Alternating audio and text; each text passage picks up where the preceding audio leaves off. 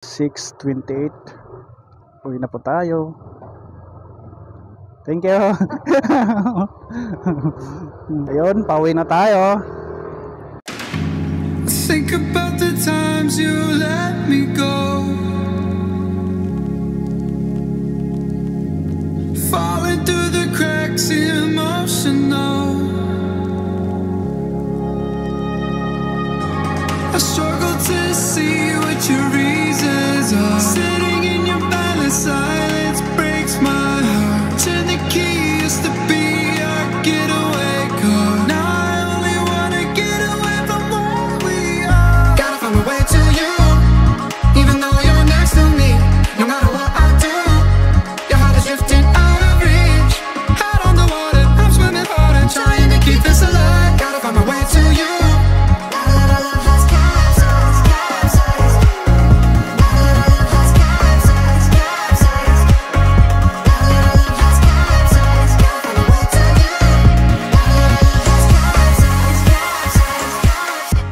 Sa mga dadaan dito, mag-ingat po kayo ha. Huwag kayong magdire-diretso dito. Kasi ito yung mga sasakyan. One way lang naman po yan. Oh, itong aso na to. Sama tayo pwedeng dumaan. Ayan, daan muna tayo sa dati kong pinagtrabahuan. Again talaga. Side cut ulit tayo. Una ko ay busy pala to dito. Busy. Nga, balik tayo. Busy road. Busy road. Dito na lang tayo.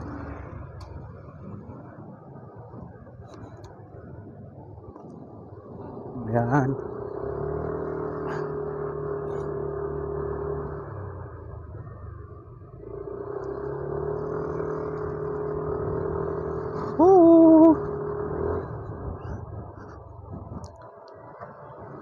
Ayun, di ba? Sinabi ko, balik tayo. Tara. Sira na. Tara, balik tayo doon sa sinasabi ko.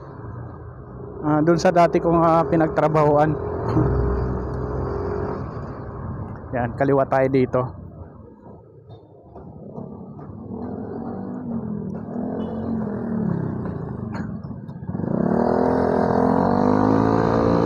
Ingay ng motor, oh. Lakas ng tunog. Tunog lata. Sakit sa tainga.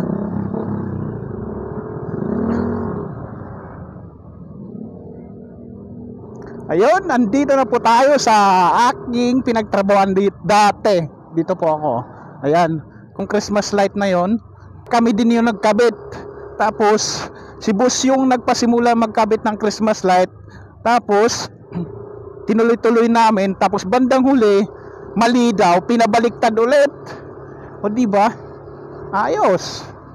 Kahit ang init-init, trabaho pa rin, trabaho. Ayun. Kasi kailangan matapos yung inuutos.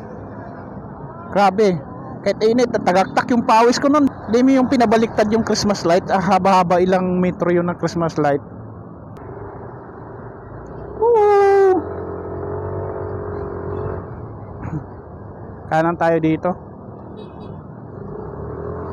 Ayun, yung trabaho ko doon, hindi maganda yung experience ko doon sa dati kong trabaho.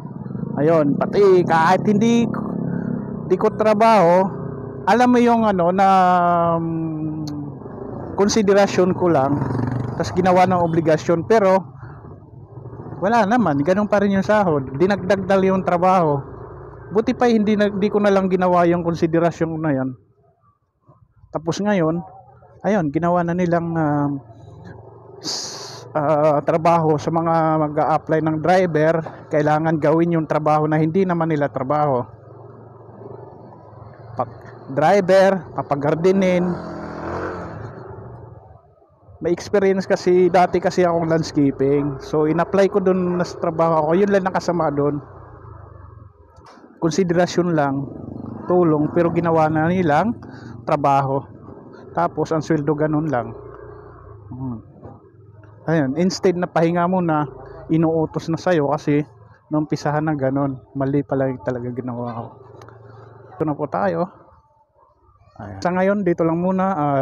Maraming salamat and bye-bye.